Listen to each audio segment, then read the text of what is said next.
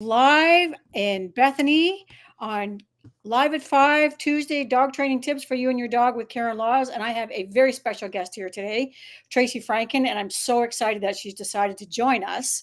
And also, I just have to say right up front here, folks, thank you for your patience because we are streaming this across multiple platforms. And this is the first time I've ever done this. So there's no doubt going to be some hiccups along the way, and there's already hiccups because I can't see anybody. And usually by now I see people coming in and typing in where they're at. So I do have my trusty assistant on standby. Thank goodness for good assistance. Because all I'm getting here is private chat, and I want to chat. I'll invite guests, share a screen. Yep. So settings. I don't know what that is. Audio virtual. No, we got all that. Okay. I Yep. see something from Rahel. Yeah, we got all that. All right. Oh, there we are. There's Rachel. Hey, hey, hey. She found us. Yay. Welcome, Rachel. Good to see you. Mary. Okay, now I see the chat.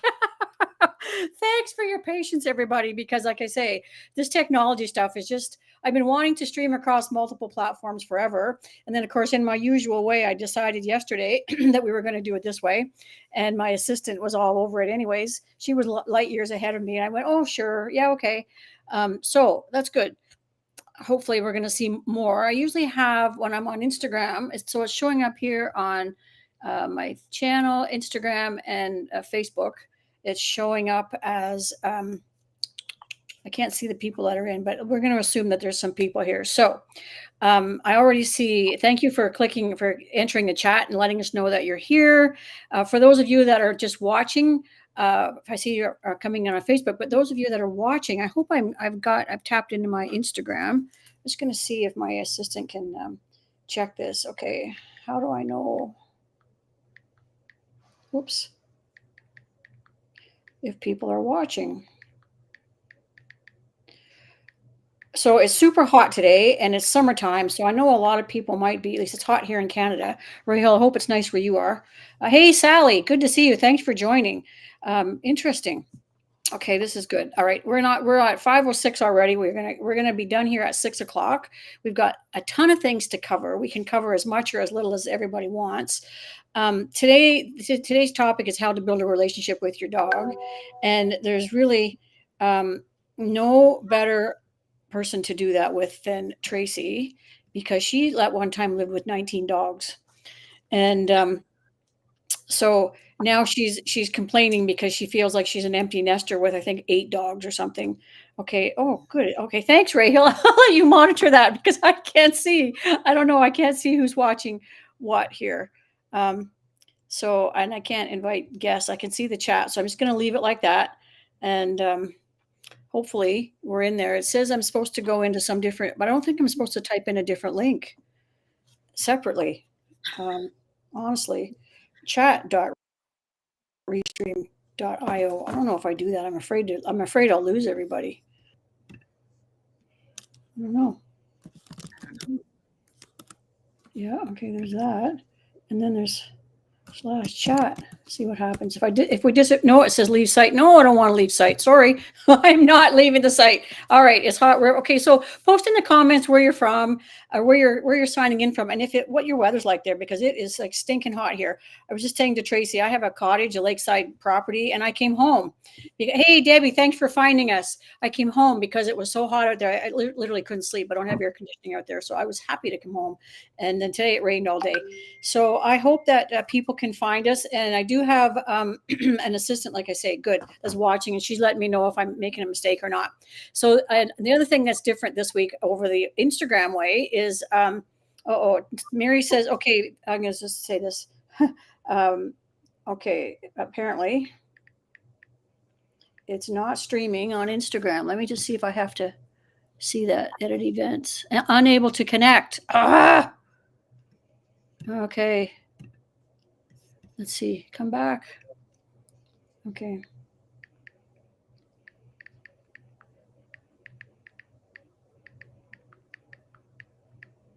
All right. Karen Laws. Maybe I have to sign in. That could be. Oh, geez. All right.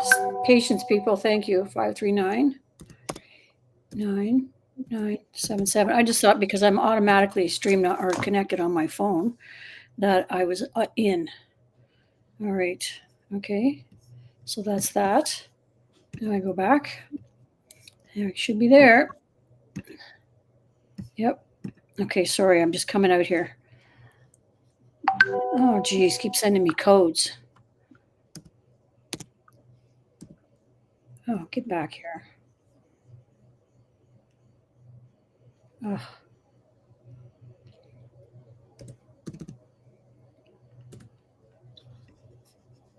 Technology. Okay. So someone's trying to fix the Instagram thing for me. Thank goodness. Okay, I'm coming back. Yeah. Well, there it says. Now it says it's streaming. Hopefully we're streaming. I'll save that just in case something goes wrong. All right. Okay. That's it. Technical difficulties will be ongoing. They're fact of life in my life, that's for sure. My assistant's looking at the Instagram piece. And so now we're going to get back to, all right, streaming on Instagram now. Okay. Thank you. So you can give a shout out to Vena, Vena. She's my assistant, and man, she is on top of it. If it wasn't for her, I'd be losing my mind. Oh, Otis. Hey, Caitlin. Good to see you. Otis is a dog that Judy O'Brien rescued years ago. You remember Otis, Tracy? Otis was the dog that with a German Shepherd that showed up at your place in Ottawa, in Arnprior. Remember, dragged both of us to the truck. We opened the door. We're both hanging on to the leash, and he was gone out the door. So that's his new owner. They've been together forever. So yeah, Nice. a dog that wasn't adoptable. That's amazing. Yeah. Yeah. Sally, Burlington, same here. We've had thunderstorms and humidity all day. Still warm in Hearst. Holy smokes. That's crazy. I saw some people. Hey, Kathy, good to see you. Thanks for joining in. And joining from Switzerland. I so love that. What's going on over there, Ray? We need to have a session over there. Good morning. Good afternoon, Hope. Yeah. Hope, hope for your dog. Oh, in Ohio. Thank you. Yeah, technology is not my thing. But I managed to get by. So I hope he's calmed down by now. Good grief, he wasn't. You'd have to be.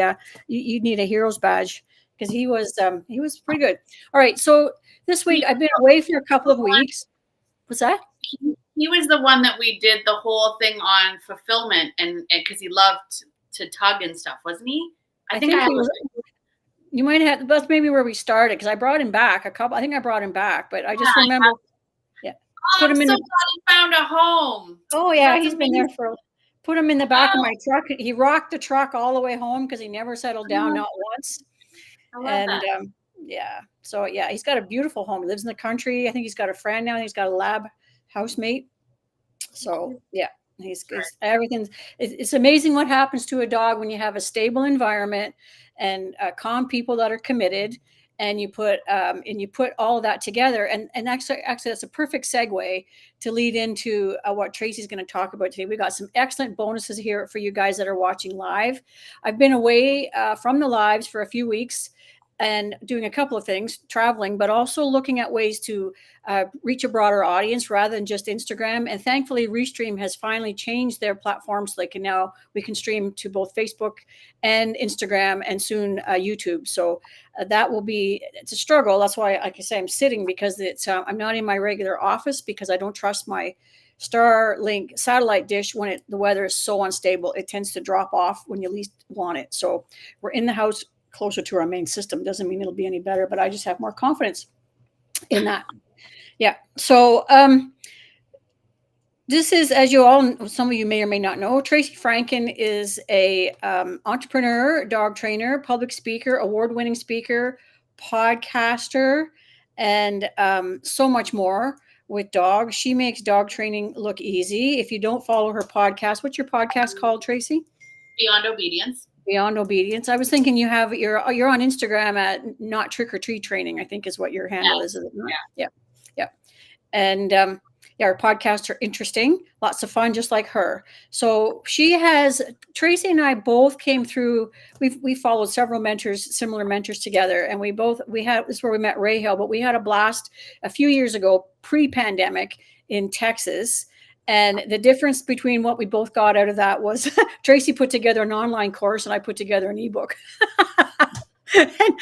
So So, and I'm still working on the ebook. Actually, that ebook will be available to all of those that are here today, but it's not nearly as interesting as Tracy's course because she brings her witty public speaking style to the course, in addition to her in-depth knowledge and skills with dogs. So. I'm going to turn it over to you, Tracy, and let you talk about who you are, about how your course came to be, and what's it all about, and why it's important. Awesome.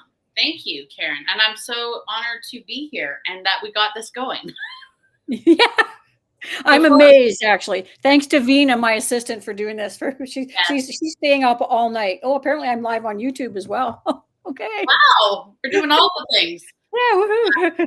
Just before we started, Karen and I both felt we're better doing lives when we're actually in person doing seminars. Like Karen and I rock seminars together, but we're both like, she's like, I don't know how to do this. I'm like, I can't help you. I'm just gonna sit here and keep smiling until you say we're going. And I did. Yeah. That's all I do. Yeah. But anyway, thank you, Karen. Yes, I loved and hated our experience together. I think in Texas, which is where all of this came from, and I'm so honored that it came through this way because I had been struggling prior to going to this course. Doing all of the dog training things that I was doing. I was doing board and trains and I was doing all of that. And it just really seemed very disingenuous to me because when I would teach people things, I would go back into my own house and I would think, I don't do any of that with my own dogs. Like, I don't do any of that. I don't have to work that hard to have, at the time, 19 just good dogs. We called them #just good dogs. My dogs are not going to wow you with their epic obedience skills. Karen can attest to that. Right? They're not going to wow you with that. My Noops recall is when they feel like it. You know, like if I'm heading the same direction as my dogs and I say, can you guys come back? They're like, you're coming this way anyway. We'll just wait. And I'm like, that's good enough. As long as they're not running away from me, that's kind of the bar that I set.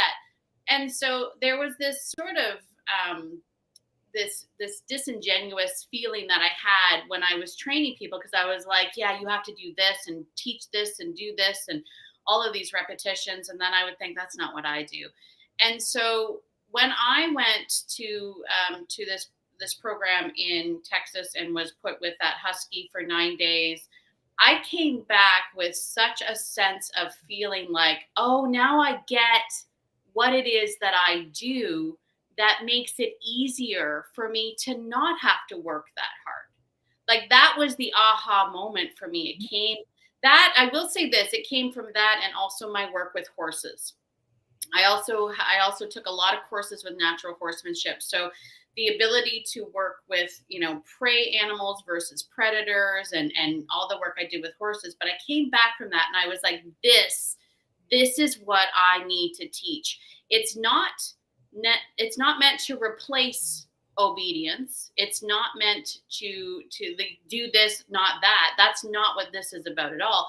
This is do this and everything else will get easier. Understand this, and all of a sudden, all the other stuff becomes easier. And that's where my course, Relationship Remedy, really started to blossom. And I really started to double down and focus in on that aspect of that space between dog and human, right? That's where I like to live, right? There's some people that focus on, the dog.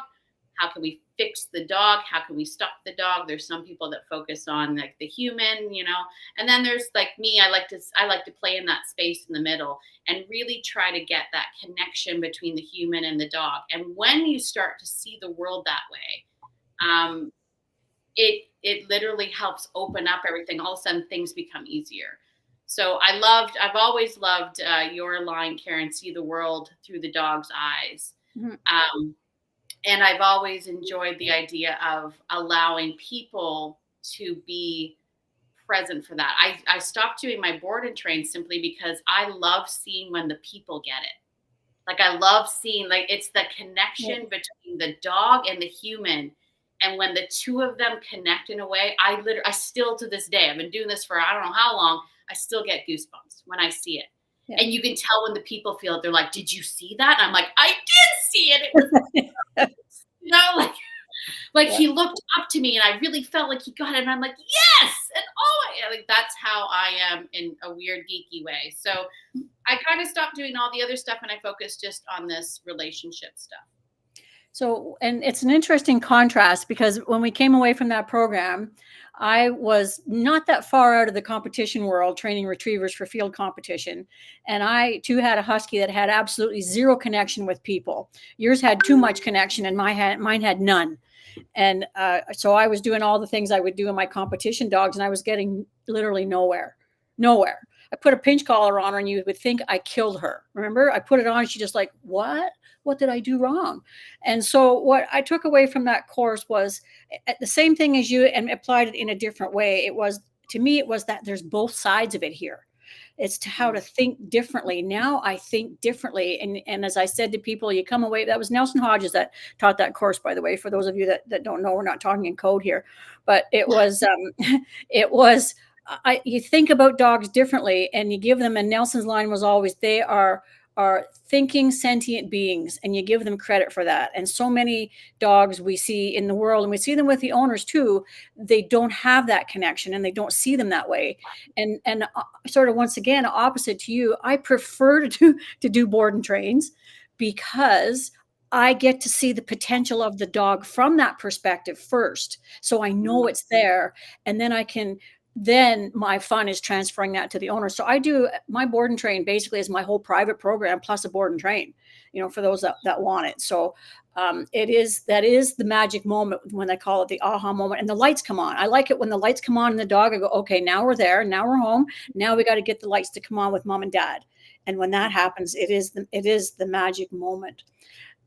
So tell us about, Tracy, what's the one thing, I'm asking the questions. I don't see any questions coming in yet. So if you folks have questions, type them in the comments. I've got the chat open and I'll see the comments. I'm just not seeing them from, um, I'm just not seeing them from chat. Apparently I was supposed to open some other link and I'm not seeing it. So I'm going to ask her if she can open that. I would say too, I shouldn't say I stopped doing all board and trains. I do occasionally do board and trains, and it's usually when I know that the dog and the human both need a break. That's when I'll be like, you know what? I think you guys both need a break. We need a little bit of space. It's like any other relationship when you think of it that way, right? Yeah. Sometimes we get so entwined in the conflict and we're so like wrapped up in it that we can't actually see what's going on. And that way, like, my last dog that I had here, Duke, was, I needed him to come away. I needed him, and actually he did a pack immersion. So he was a really fearful dog. He had to do a pack immersion to learn to trust other people other than his one owner. That's the only person that he trusted in the world. And I'm like, I'm going to take him from you, because if I work with you, I'm going to be fighting his connection with you. So there are certain circumstances where I do like to do the board and trains, and that's, and a lot of times it's to give people that break where they go, oh, okay, I need to sort of reset, and the dog needs to reset. And then when we come back, we've got a whole new perspective that we can start to work with, which is nice. Yeah. And that's pretty much my priority now in board and trains is puppies, brand new puppies, to get them started right, because they're so much fun. And so many people do it, in my view, do it wrong. They try to keep the puppy busy, busy, busy, busy, busy all day so he'll be tired at the end of the day. And at the end of the day, you've got a dopamine addict that doesn't have an off switch. And the people that they come into the world, the land of no. And this is where your course is so brilliant, because they come into the land of no thinking they've got a bad dog, and the only word the dog knows that they don't really know is the word no, without any follow-up. So it gives them a reset, and then they can come back and they do like, whoa, that's my dog, like, holy smokes, I didn't know they could do that. And then everyone's had that breather, that downtime, and they can reset and move forward. So Angel's asking how many dogs you have in your pack now. She has a few in hers. That's why she's a horse person also. That's why she's asking. Sadly, and I do say sadly, I only have 8. And I know some people will be like, only, but for me, that is very low. And I will be honest, the past few years have been really tough on me because my pack all aged at the same time. So I've been losing a lot of dogs. At one point, I had 21 dogs, and now I'm down to 8. And how many horses? I have 3 horses. How many? But at your peak time in Arn Prior, where were you at? Oh gosh, we had 7 horses, and we had 3 goats, and we had a mini pig, and well, when we traveled here, I mean, I will tell this story. When we moved from Ontario to Nova Scotia, we we had to buy a bus, a school bus, in order for us to transport all of our dogs. So my husband drove the school bus with our dogs in it. I drove a pickup truck that had 2 of our dogs. Um, and the back was towing my minivan that had 7 cats and a tank of fish. And the back of the truck, it was the most ridiculous thing. 2-day Let me drive. tell you all a story about a man named Jed, poor mountain. It was the Beverly Hillbillies meet like the what's that family? The Clampets. anyway, The Clampets. yeah, we had such a long drive, but yeah, we had the 3 goats and a mini pig in the back of the truck, and people would drive by us on the highway, and they drive by, and then they'd slow back down and be like, "That's just what you're seeing. Move on. We're moving." Yeah. All right. So I've got some, I'm sorry I apologize to the people on Instagram. I can't see you, but luckily my assistant's here and she is sending me your questions. And Mike DQ773 says, how do you feel about these doggy boot camp places? And Laura GER seconded that same question. And I think we did talk about it. About doggy boot camp, meaning, I'm assuming, Mike, you mean a board and train, just like we just talked about. And I like them, and Tracy doesn't. I like them because it gives me a chance to see inside the dog's head and recognize what it's really capable of, and then work with the owner. And Tracy, what were your thoughts on that? My thoughts are, I mean, I like them if it's, I don't think every dog needs a board and train. No, I agree. But I think for cases, like extreme cases where humans and dogs are both incredibly frustrated, I think it's important to have the board and train because it gives them that break.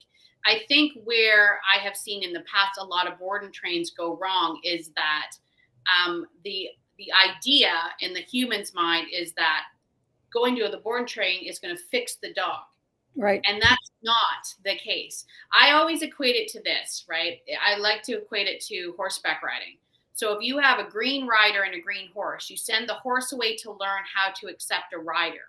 If that horse comes back, but the rider hasn't learned how to ride, you're still going to be in for a heck of a bumpy ride, right? Mm-hmm. Both parties need to learn the skill set to get them back to have a fluid transformation. So I know a lot of people, I think, get into this headspace of, I'm just going to, someone else can fix the dog. And what I can tell you in a lot of cases is the dog isn't broken.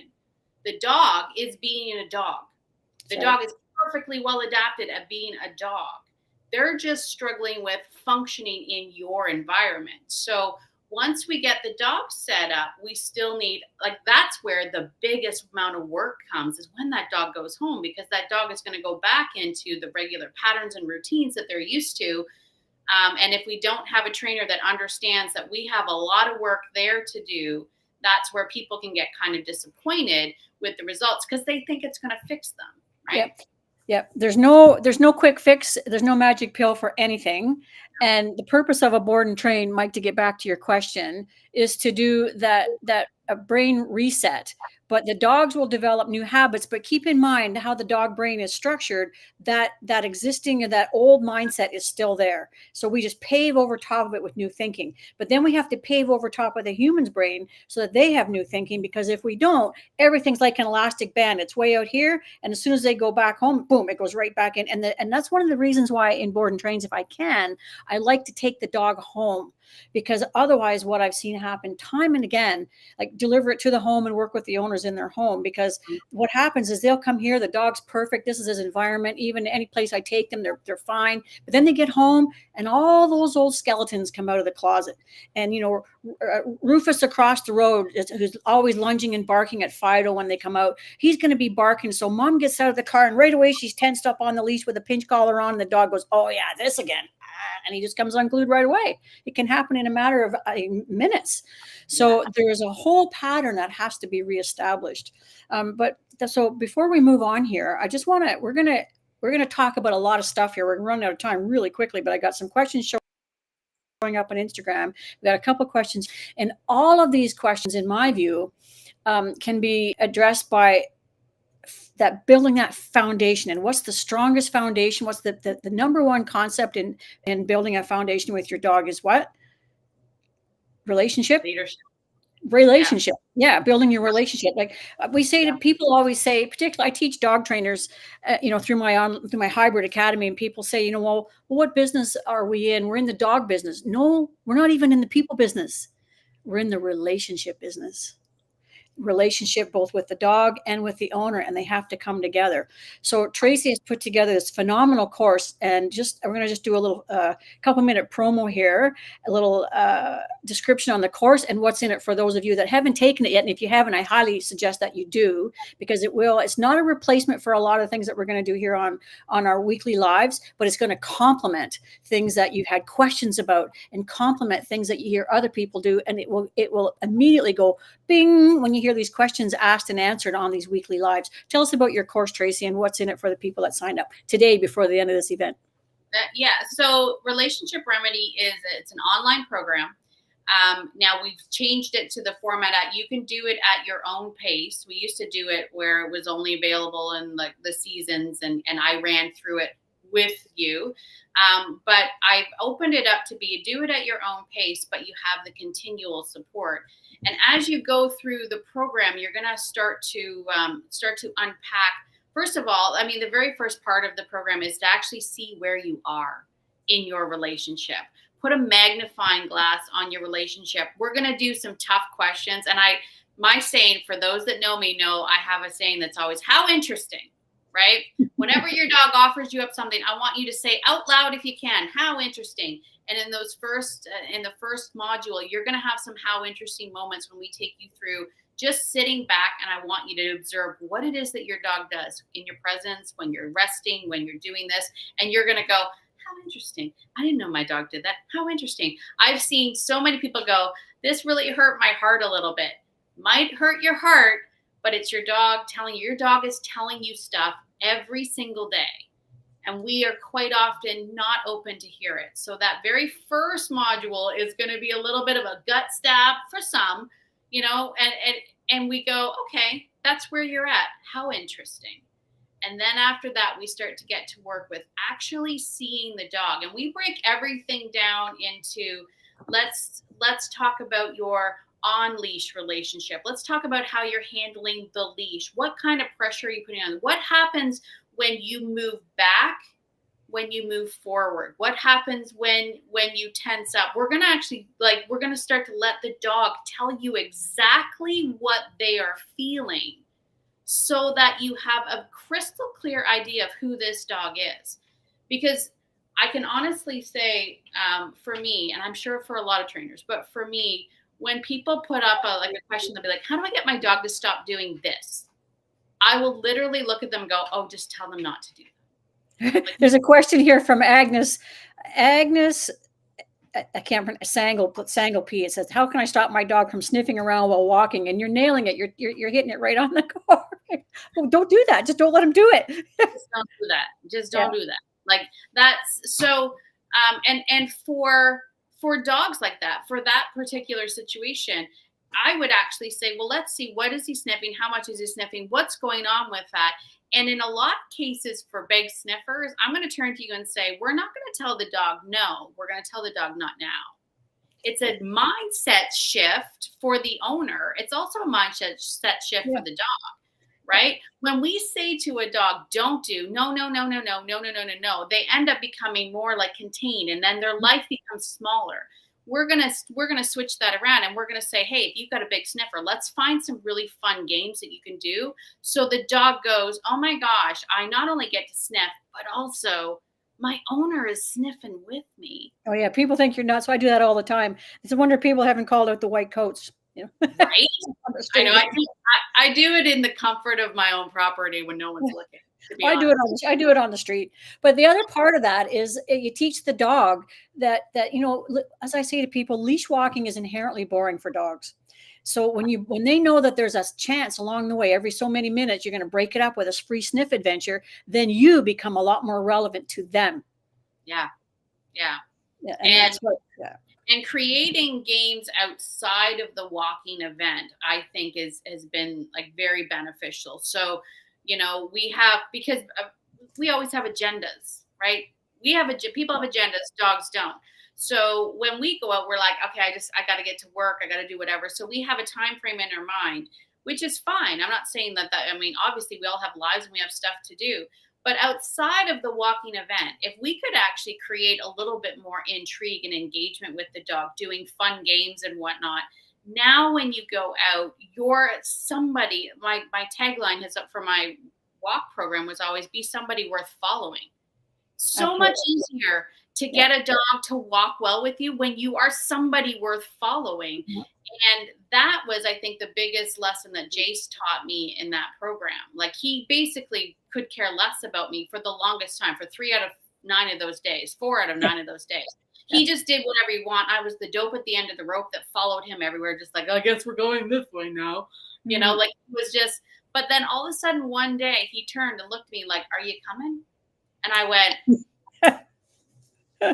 what? Yeah. Like, it was, I'm honored, Jace. Oh my God, now. Like, oh my God, you actually want me to come and see this thing? But it took a while. But after that, I couldn't get this dog to leave me alone. Right near the end of the course, I even was a suck because someone was like, Jace is in the car crying, and I was like, Nelson, can I go get him? Like, he wants to be with me now. Before, he could care less. Could care less. Yeah. He could care less, but now he wants to be with me. Can we, so a lot of the stuff that we do through the program is literally breaking it down and showing you exactly what the dog is feeling, taking that time to see it. And then we sort of rebuild based on what your dog is. It's really getting to know your dog. And then the other side of this, and a lot of people may not like this, but this is a lot of it, is also like hearing me say, what's coming up for you right now when this is happening? Because I'm going to focus a lot on your mindset. What's going on in their mind? Yep. Because the dog knows. Yeah, because I am uber obnoxious about that. Like, anybody that's in my monthly Zoom calls, I'm like, really? How do you feel about that? Like, how are you feeling? And they're like, oh my gosh, do I need a couch, Tracy? Yes, lie on the couch and tell me how you feel about that. Yeah. Because the one thing that I know to be true is that you can't fake your mindset with your dog. Yeah. You really can't fake it. You can act out, but if your mindset is just got all of this gobbledygook in it, it's got all of this, oh my gosh, what happens if a dog comes around the corner? What happens if I see that person again? What happens? And all of a sudden, everything gets so tense, and your dog is like, you're freaking out. I'm freaking out, and everything falls apart on you. So we can't ignore that. And I think at some point you had asked me, I don't think I answered it, but what's the one thing that I think every single person needs to know? Yeah, that they know to have just a good dog. They either don't know it, they forget they know it, or they simply don't want to know it. Yeah. The one thing I would say is that you, human being, are enough. You're enough for your dog. You don't need fancy gear and all the fanciest stuff and all the newest technologies. You don't need that. You are actually enough. You are the most influential person in that dog's life. And I don't think that many people recognize how influential they are. And that if we were to shift your mindset and shift everything about that all of a sudden, as I say, I had 19 just good dogs that have no obedience training. And I don't say that to boast, as in like, I was the plumber with the leaky faucet. I just didn't have to, I had 19 dogs. Who has time to train all those dogs? Exactly. But they were still just good dogs. I can take these dogs anywhere. They're calm in the house. They know exactly what's expected of them. They are good with people. They're good with other dogs. They are just good dogs. And Yeah. so, can you imagine if I did do the obedience with them? Like, Wow. that's why I always say, if you marry these two things together, if you Yeah. marry like the relationship remedy course with what you're doing, Mhm. the results are explosive, right? Exactly. Yep. And as Sally says, you don't need 1,000 toys. So for those Yeah. people that want to marry the relationship remedy course with what they're doing now, the link is in the chat all across all platforms. It's there. It's in the chat. So just go down the chat, and if you don't have it, send me a DM, and I will send you the link. Because we have a very generous and very special promotion for those of you that are on the call today, or that get a chance to listen to the replay today. That's before midnight Eastern time, and that is you can type relationship in the comments, and you'll get the link to the course. And then when you go in to that link and you sign on for the program and full payment up front, what's the bonus that comes in the coupon code, Tracy? You'll get $250 off. Wow. There's Just course for my Karen Laws Live peeps. There you go. So that's only for those that are here on the live and that watch the replay up until midnight tonight. It goes away after midnight. You can type relationship in the comment and you'll get the link. And when you sign out in the coupon code, put live in the discount code. That's the code that'll get you your $250. I think that's pretty cool for all of this cool stuff. Not only do you get the course, but there's all of your Zoom calls, all of your Facebook lives, anything that you've done extra is in that program as well. So there's a ton of information going right back to when you first created the program. So you can see not only the info, but the evolution. All right, that's a little public service announcement. Back to the regular scheduled programming. We'll come back to that though before we go. On another question from Instagram, Mom of Brandy's, my dog is barking on every single dog when we walk. She's not aggressive. She's just looking for attention. What should she do? She's so embarrassed. I know what I do. I just keep walking. I just say we're not doing that right now. Let's just keep walking, depending on where the dogs are. But I basically my approach is, first of all, like you explained, Tracy, she's tensing up because she sees a dog. So the dog is already getting the message that it's supposed to bark. There's some kind of a subtle reward there. And she's maybe stopping and waiting to see what's going to happen. And then of course the dog barks and you go, see, I knew it. My solution to that is always, first of all, you've got to be proactive. The dog is counting on you to do what needs to be done. It's on a leash. It has no freedom. You have the ultimate decision in what's going on. Just keep moving. Until you get out of there. Then you can praise the dog afterwards. What's your response to that? I agree with all of that. As I say, for me, because of all of the work that I do and the bond and the connection, and because I focus a lot on relationship, believe it or not, and I know people hate to hear me say this, for me, a lot of it is just me saying, don't do that. Like, I will give them a no. We're not doing that right now. I usually say that's enough. That's enough. That's Keep enough. going. Or I, like, for my dogs, my face is this. Don't do that. Right? Yeah. And then they'll look at me and be like, it's communications. It's total communication, because this face that I make when I do that is almost like, are you being, what are you doing? What's this that you're doing here? Like it, and they're like, oh, you don't like that? And because of all of this sort of, again, you can work on the technique in the moment, but I will tell you, and I know Karen says this too, because training time is all the time. But from the moment you wake up to the moment you go to sleep, you're working on whatever problem it is. So if it happens to be barking, I'm working on that every moment that I get up, in every communication that I have with my dog. When I walk into a space and my dog is in my way and I snap and I ask them to move, I've made a statement there. I'm putting boundaries. I'm asking them to listen to me. When I say yes to them, when I get excited for them, when I go, this is when we're getting excited. That's me saying this is a yes. So their yes and no in their daily life without the stimulus, without the walk is easy for me. So when I transfer that to now I'm out for a walk, if I go out for a walk and my dog starts barking, I'll go, hey, don't do that. Yeah. And it's literally me going, don't do that. No. Yeah. So that's the all the other work that you can do to help that. In the moment that I would do exactly what Karen says, I would just keep on walking. We just don't do that.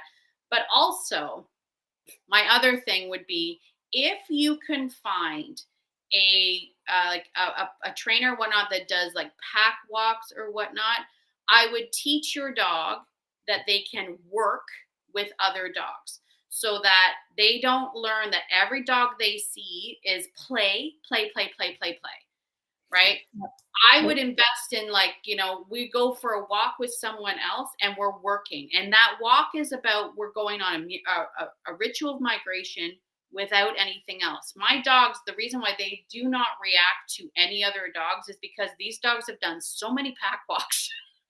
They've walked with so many other dogs. They know that when I'm walking, I'm working. Mhm. When I'm walking, I'm working. Walking is working. Yeah, When I take walking is their working. collars off, when I get home and I take their collars off, we go in the yard and my body language changes and we start like we get the ball, we start playing. That's playtime. Yeah. But when we're walking, we're working. Yeah. So we used to always laugh because I had a bunch of noofs. Like I had 12 noofs at one time, and we would walk 6 or 7 of them at a time. And they would be the most serious looking dogs. And I'd be like, when we're walking, we're walking. That's what we do. We walk, right? Just these big noof faces, just like and so I had dogs coming out at us. Like we had the same thing with off leash dogs coming at us, Yeah. and my dogs would not break.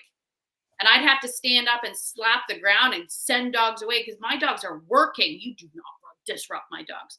So there's a mindset shift for the dog that, when we're connected on a leash, I want you to default to focus Yeah. on me. We're not really worried about all this stuff. Totally. My That was really Malinois is the same where people say Malinois are so tough. They're not tough. I mean, he chases squirrels all weekend long at the cottage. I put him on a leash and we go for a walk and he sees a squirrel and he looks like, no, not right now. Okay. He just keeps walking. I guess I can't have that one. And the same thing with dog. That's where I think dog parks are such a scourge on a dog's mind because people all stand around. They don't migrate. They don't move with. They just send the dog out. And then the dog stare. thinks, yeah, every dog thinks that it should do the same thing. I want to get back to the questions. Angel had a question here about, I think I missed Debbie. You had an earlier question about your Aussie Shepherd. Let me scoot up to that. Okay. Hey, Debbie. Yeah. So Angel says in a pack environment, I don't know how I can get rid of that. I got to shut that off. Go away. Her question just moved out of the hide. There we go. Out of the question thing. There we go. Okay. In a pack environment, there's often a disruptor that shifts the mood. Don't we all know about that? She said, you treat them differently as paying more attention to them, ignoring, etc. I'm intrigued by your pack dynamic. So what do you have? Because you work, I have a pack of 4. I have a Malinois and 3 mini dogs, a Havanese, a Pomeranian, and a Papillon. And the Papillon is the biggest disruptor. She can turn on Princess Kill Drive like that. Like he'd be do walking along, and then all of a sudden she'll lose her shit on him, and he'll just turn around and pick her up, and that's end of her. So now she's better, but you saw her at your place. She just likes to stir it up. So and she gets away with it. But what do you do with your what's your answer to that in a pack environment? If there's often a disruptor that shifts the mood, how do you treat them? Yeah. You So got one. my current disruptor would be a Jack Russell, Yeah. which sometimes I just need to be like, it's a Jack Russell. Sorry. Well, that's enough said. That's who she is. But my pack, is a Jack Russell. But here's my pack dynamic. So I have Noofs, which looks like that's my Noofs there. There's one down there. She's behind me. Anyway, so we have the mobile carpet dogs. And then I also have Australian Shepherds. So for my personal pack, my disruptor is my Jack Russell, and she is a disruptor. Oh my goodness. But I actually allow my Australian Shepherd to quote unquote control her under the umbrella of my Aussie has to always default back to me. So I've worked really, really hard with the Aussies because the Aussies are chaos controllers, right? That's their thing. And I literally put a little tornado into my pack. So it literally was. I mean, I should finish it. I actually followed Nike's journey when she was a puppy, and I did say from the get go, I'm like, Rue, Remember that. Yeah. my Australian Shepherd's gonna be the problem. And I have been watching her, but she's fair. She's incredibly fair. So I let her do her thing to do the controlling. I don't have a high prey drive that's going to ignite anymore. I lost my prey drive dog. Mm. Um, but so my pack has shifted that way. So I make allowances, but all of my dogs have to default to me. So if I say Exactly. Yeah. that means You have the final say. and I think I just posted that video in Relationship Remedy where I was talking about, I was bringing up another dog and I do the introduction where I was showing it. And I actually said Rue was my female. It was female to female.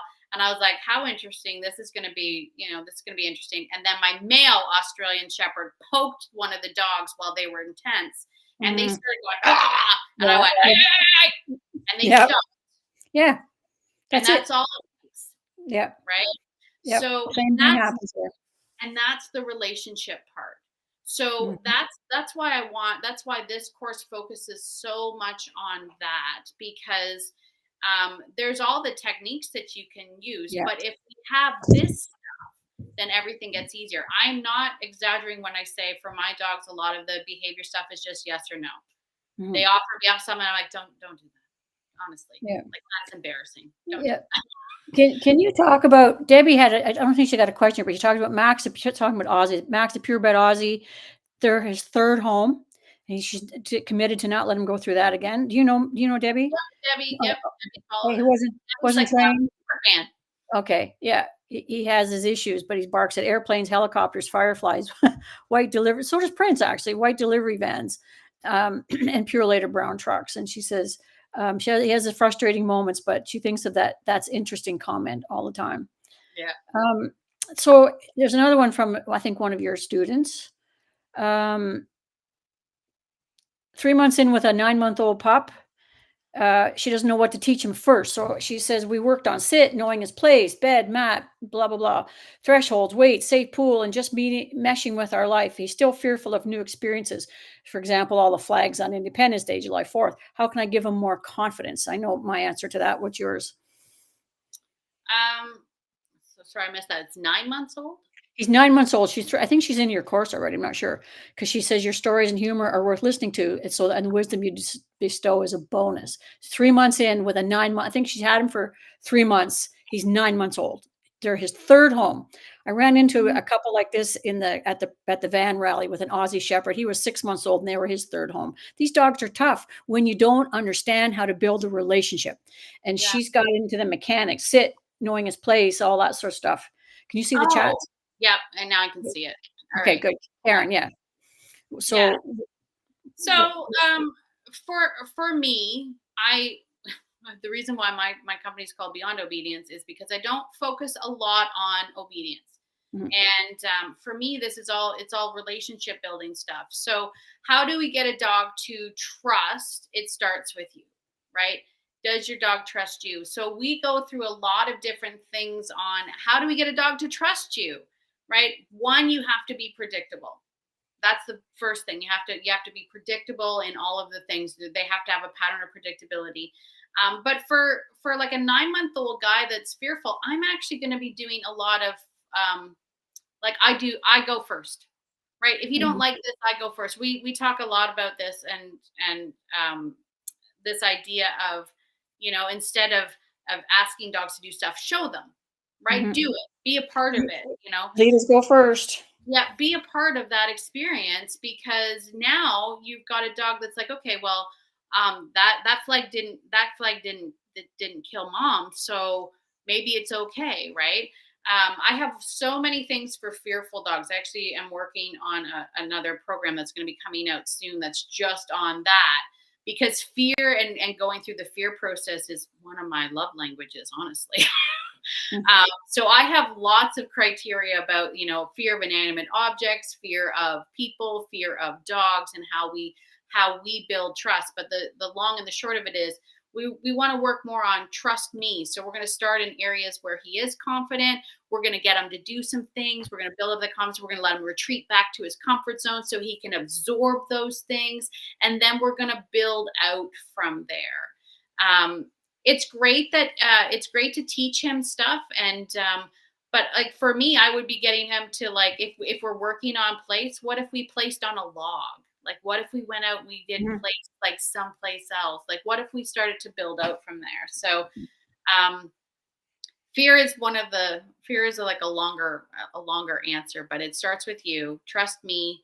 And then I'm going to show you that things are going to be okay. We're going to I like to do a natural approach and retreat for a lot of things. I like dogs to figure out fear responses on their own without bribery. And so there's a whole system that I have for that. Yeah, yeah, same here. And if fearful of new experiences, one of the solutions is more new experiences Yeah. Good on a point. graduating scale. Like you don't just throw them in the middle of the 401. Yeah, you layer them, but Yeah. on a daily basis almost. Yeah. Yeah. All right. Okay. So Caitlin is asking here on her 14-month-old puppy. At 14 months old, that's not a puppy. It's a dog with adult brain. Doesn't travel well in the car. They don't know why. There's never been an issue, but she constantly whines and won't sit still and just relax. She's a black lab, if that helps. Overexcitement, but it's really hard to tell. Okay, I have my answer is probably going to be different than yours, but what's your answer to that, Tracy? Um, It's from Caitlin. well, car stuff for me, again, a lot of times when we're talking about cars, like, is the dog free in the car? Does the dog have access to run around in the car? Because if that's the case, then my first thing would be, let's get our dog to be calm in a crate, Yeah, and put the crate in the car, and do it that way. yeah, If it's just that the dog is excited because we're going someplace, if it's a lab, like, we're going yeah, place, allowing them to sort of move and do all of that stuff is going to just keep the dog in that heightened sense. So I'm all for confinement, and that starts at home. Like, get them comfortable in their crate at home and whatnot. But I would probably be reducing the amount of real estate a dog has, especially in yeah. a car. That's dangerous. Yeah, I either put them. I mean, there's so much resistance to traveling in crates, and some people don't have room for a crate. I took Pippi, my Papillon, to Cape Breton and back, and I had her on a Kurgo TrueFit safety harness in the co-pilot seat in the front with the airbag disengaged. But for that exact reason, I don't want her moving around. My Pomeranian got out of that harness and like lickety split, nothing flat, because she just can't be contained. So she's never going in the vehicle. I put her in a crate when I do, because she's ridiculous if she's not. She's just ridiculous. She's dangerous. So, what happens with in Caitlin's case with the lab, there's a good chance that people often do that. Oh, it's okay. It's okay, Violet. It's okay, Violet. Just stop it. Stop it. Stop it. Stop doing that. Just be quiet. And it gets about, will you stop doing that? So the energy elevates. But the point is, it's constant attention to the dog. I would either tether them so they can't move, or put them in a crate and say nothing. But before that, I would do something with them that involves go to place, do some structured walking, do something that gets their mind out of that excited state. And then when they go in the car, that's their rest time. And a crate would be ideal if you have the room for it. Yeah, like, my Noofs aren't created in the car, but they do what they're doing here. They just sleep, right? Later. So Yeah. they Yeah. just lay down. But you bet your bottom dollar that Jack Russell's in a crate. Yeah. It's like my palm. I have an interesting comment here for those. We've only got a couple minutes left, but for those of you that are just joining us, we have Tracy Franken here, author, creator, public speaker, award-winning public speaker, and creator of the course Relationship Remedy, and so many others. We're talking today about how to build a relationship with your dog so that you can have the life that you want with them. And she has a fantastic course based on learning and teaching from not only Nelson Hodges, but so many others, and an experience of living with 19 dogs herself, plus horses and pigs and goats and cats. And we're offering that course, Type Relationship in the comments. That will take you directly to the course where you can enroll and get a bonus for today only, for those of you that are on the program, listening to us now, or listen to it before midnight, because there will be a recording for $250 off. That's that's a steal on its own for full-time access to Tracy's full course, right back, including all the Zoom calls and the bonuses that she's offered since 2019. So don't forget to enter that. I have an interest. Before we do that, I also want to mention too that the course does come with like monthly Zoom calls. And Yes. the Zoom calls are probably my favorite thing in the world, because when COVID came about, we started utilizing video. And as much as some of the members in there might not like it, I get you to film everything. But the filming of things allows you to step outside of the picture and see what's happening, and we can pinpoint so many things, and we've learned so much from other people's videos and whatnot. And I also have to do a shout out, because it's not just me in the group. There are some incredible other experts in there. Karen is one of them. There to also help assist. And that's the reason why I love it, because one of my mantras has always been, in the dog training industry, I have a, like, why can't we all get along? We're not here to compete. We all have different experiences, and we can actually, be better serve our audience if we stop fighting with one another. So the experts in the group have a wide variety of different experiences that can also help with all of the members in there, which is why I love it. It's a beautiful community, and I love. It's my favorite thing. Yep. And that one, yeah, that one-on-one and peer teaching is so valuable. We do that in my dog trainer training academy, and it's my line is always, all ships rise in a rising tide. And when I started that academy, similar to you, people go, why would you do that? Why would you set up for competition? In my opinion, you can have a dog trainer on every corner, which there almost is, and people and the good ones are still going to be busy, right? You're still going to be busy. So all right. So one other comment here I thought was pretty interesting from Susie here on our Instagram. She says, I love the relationship I have with my pup. I love her. She loves me. She trained me as much as I trained her. And isn't that how it works? She says, is it okay to feel equal?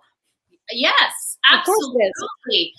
That's actually what we want. I mean, I talk a lot about leadership and whatnot. Leadership is important, and people will sometimes frown upon that word. But in the reality of it is that you get to define your relationship. And I like to think of myself as a partner, right? When we're out together, we're doing things as partners. And I think that's a beautiful relationship with a dog. We don't want a dog to be like, I'm the boss of you.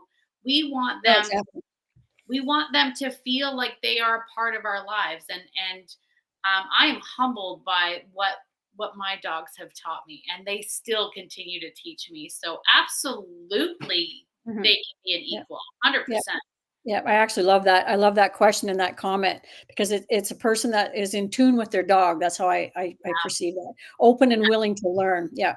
Love it. It is. Yeah, it is. So another one it's like Sally typed in relationship, which is good. She asked a question, but similar to Nelson's RBM, which she took here. And it's similar, but so much more, as you just heard. Jay Turner from Texas. What's the best thing to do with puppies who are having an issue with submissive peeing or excited peeing? What do you say to that, Tracy? Well, a lot of that has to do with energy and that sort of thing. So we try to keep everything really, really calm with the submissive peers. Yeah. I don't do like the, oh my gosh, which is really hard. Not just for you, but it's hard for everybody that they meet, right? What does everyone do when they see a puppy? Oh, we get this like high pitched excitement, and we almost get that energy. So when we consider that submissive peeing is really about energy, we want to try to like keep everything sort of lower key for them until we start to build up that confidence and that pattern of predictability for them, where they start to feel like, oh, I'm coming into my own, right? I'm starting to feel like I know what I'm supposed to do, that kind of thing. Mm-hmm. Yeah. And sometimes it is hard to not get excited about them. It's also hard to not get upset with them when they do that. I just tend to, what I find in the long term, if you just maintain a calm energy, because energy matters, ego matters, and emotion matters, and you need to keep those all in check, particularly with a dog like that. And if you just ignore it and take them outside, go and do something else. It will go away the more you the more you focus on it. Oh yeah, Prince is on his baby bed over here. He's laying on a baby. See, he goes and lays on the puppy bed. And see, Aw. laying on a puppy bed. But the more you can basically let them know that everything's calm, and don't hover over top of them. That's the other thing. People tend to hover over top, and a submissive peer will squat and pee when you do that. I just wanted to touch on one thing that you mentioned earlier before we're actually over time here. And thanks for staying on, folks. People usually drop off fairly quickly after 6, but I think this is pretty interesting. So people are sticking around. But one comment about the word leadership, when you mentioned it's sort of falling out of favor out there, you're absolutely right. If you mention leadership, pack leader, or be the leader, the people who have this, here we go, the people who have nothing else to do with their time and absolutely zero knowledge about dog training will say, oh, that myth was debunked a long time ago. We're science-based and it does this. Wrong. You put together a group of 19 dogs and you will soon find out that one is the leader, and the next day a different one is the leader, and maybe the day after that a different one is the leader, and it just depends on who's interested in what. But leadership matters because leadership is influence, and the influence of the moment is the one that keeps calm in the group. So leadership is not a dirty word, I and know. it's not a dominance thing, and it doesn't mean punishment and loud and yank and crank and any of that stuff. It means influence in a way that influences your dog to get the behavior that you want, that it wants to give you. That's just my rant on leadership. I have a whole Oh, piece well, on then can I rant too? Can I rant too? Um, it. no, I 100% agree. And every time I say it, I find even now on my podcast, I'm like, I know some of you aren't going to like the leadership thing, but I'm going to say it. But Yeah. here's the thing, and this would be my how interesting. My how interesting for me. Whenever people go, oh, leadership is that means pain and punishment, and you must be using punishment. I'll be like, what has Yeah. been your experience with leaders in the past? Yeah. Like, why do you assume that a leader means pain and punishment? For me, leadership means guidance. Right? I have to guide my dog through a human experience. I invited a different species into my humansville, and it is my responsibility to make sure that I guide them through that because we have stupid rules that don't Mhm. make sense to dogs, That's right. right? Yeah.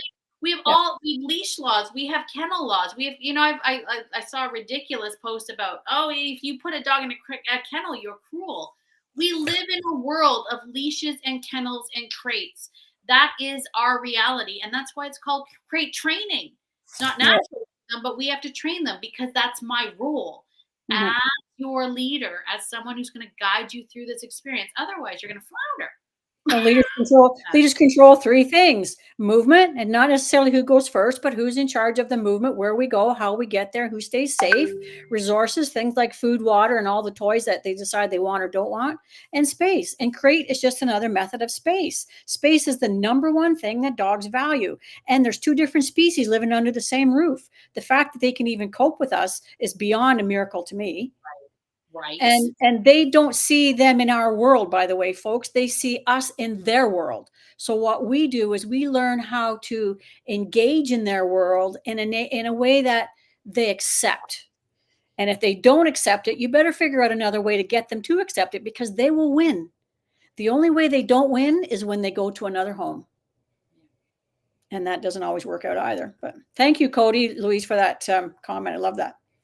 One more question. How do you, okay, just talking about leadership. Maria Drobnikova on Instagram says, how do you show leadership with a dog? She feels like she needs to resolve some situations. So you just went through that. You want to quickly, how do you, I demonstrate leadership with energy, Yeah. Yeah. calm. Yeah. You have to, a leader has to be calm and predictable, Hmm, right? Like calm and exactly. predictable. You have to, you have to be calm at no matter what situations arise. And I had the rare opportunity to watch, and this is another world that everyone will hate, but I'm going to say it. I'm going to say it. I had the opportunity to watch a true alpha dog, right? I had a breeder Oh, male yeah, yeah. and a female. Like, he had a breeding bitch and he had offspring, and so he was a family man. He was the epitome of what you would consider an alpha male, right? And I watched that this dog, when I was running a play group, I would have all these dogs all running around. If I brought Wellington in, they would all go, Wellington's here. I remember him. Wellington's here. And I would be like, what is happening? Like, and he just was. There was no, I learned so much from this dog. He just was. He was non-reactive. He was calm no matter what. He never had a fight. Didn't have to. He just was. And I was like, oh my gosh. I used to have people come to me all the time and be like, can we just borrow Wellington for a while and just have him come and be that in our house? I'm like, I know he's brilliant.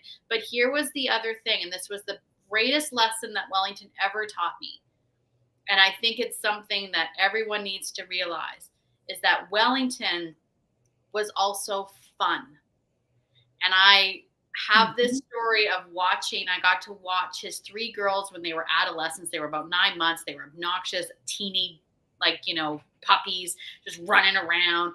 And I watched him. He used to sit on top of his doghouse with his paws like this. And he would just kind of watch what was going on. And one day he jumped down, and it was the 3 girls and Chuckles. And he jumped down, and I was like, uh-oh. And they stopped. They were like, Dad's here, right? Like, they were like, uh-oh. They stopped, and he walked up to Dakota, and he played out, and then he bitch slapped her, and then he took off. And I was like, and they started chasing him and running and playing, and everybody was just, and I was like, they were having so much fun. And then just as quickly as it started, it stops. Yeah. He got up on his thing, and that was it. I thought, that's the key. Right? We all think leadership means we have to put the control in and the rules and the structure and the boundaries. We also have to be fun. We have to learn how to play like they play and be like they are and do the things that they want to do, because that will make them go, I want to follow you everywhere because you're the most incredible thing. And that is the key. And that's not built out of a pocket full of treats. That's built by being. Yeah. And one of the big misunderstandings about leaders and dogs who are leaders and dogs who live in multi-dog households is leaders avoid conflict.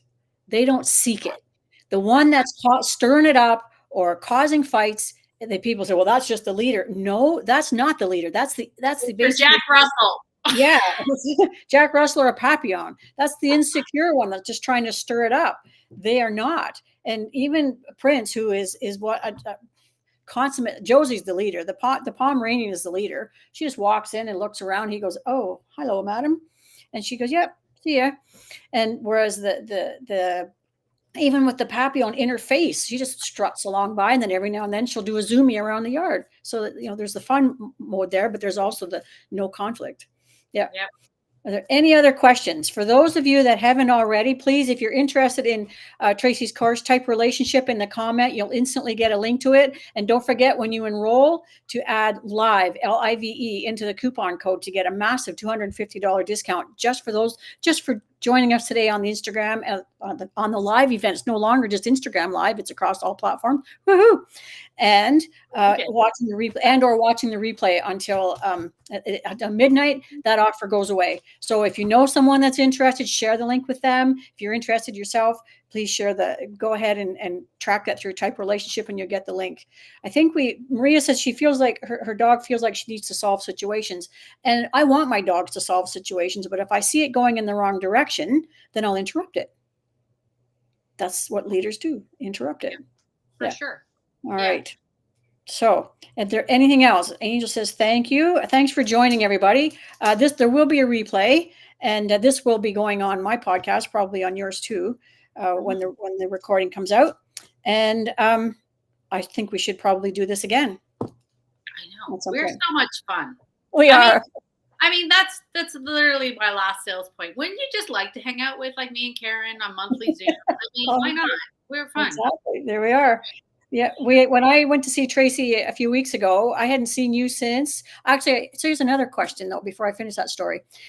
Tracy alluded to this earlier. We had an event that she organized, and she founded called Trainers United Summit. You'll see it. There's still a Facebook page that's active there, an Instagram page that nothing ever happens on. But we had those in-person things, events that were fantastic. And I think if they were to come back, it'd have to be in a kind of a different format, more of a roaming roaming type format because we did do well together. They were fun. I Touched the know. whole. We went from horses to people, personalities, the whole gamut. It was such a Yeah. riot.